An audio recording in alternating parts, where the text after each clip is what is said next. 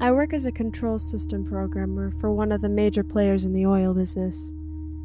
I'm not going to name any names, so don't bother asking. I still work for the company, and I'm not interested in trying to find another job at this point in my life.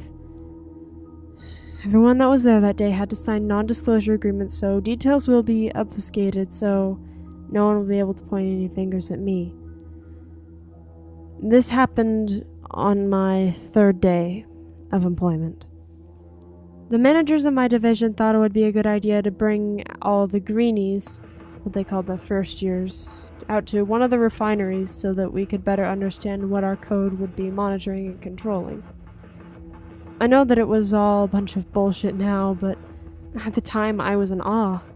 Seeing the huge towers, smelling the hydrocarbon, feeling the heat. We were all given corporate branded towels at the beginning of the tour. They came in handy for wiping the sweat off your face in the heat.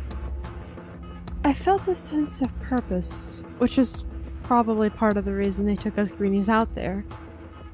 One of the other greenies, named Emron, was a joker. He loved playing pranks and tricking people. And that sort of thing never really impressed me, but occasionally he did something pretty funny. This was not one of those days. We were walking through one of the operating units, where crude oil is distilled into gasoline, kero, jet fuel, etc. Everyone was laughing and joking around as usual. I saw him get this look on his face. I knew that look. Nothing good ever came from that look. He walked over to a valve, talking to the group about something.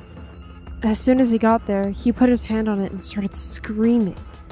He's screaming his head off that his hand had melted into the valve and it's burning. Most of us that knew Emron knew he was joking, but this one girl in our group named Shannon didn't. She screamed at us to help her as she ran to his aid. She grabbed his hand, which gripped the valve, and pulled as hard as she could. Emron's hand flew off, opening the valve, and liquid from inside the pipe started spraying out the open end.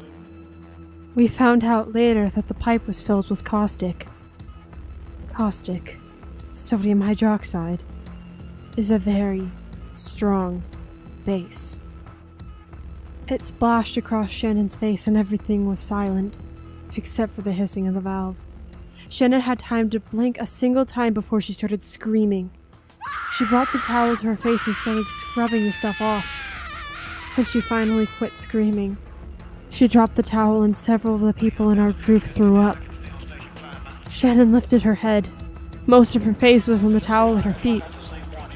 Her right eye leaked what looked like clear jelly, and you could see her muscles and tendons clearly. In some places you could even see her skull peeking out. Her one good eye scanned all of us before fixing on Emron. Her teeth grinding side to side. She spoke quietly as she looked down at the towel where her face lay in clumps. Before she passed out and eventually died, Shannon whispered 6 words. I can smell my face melting.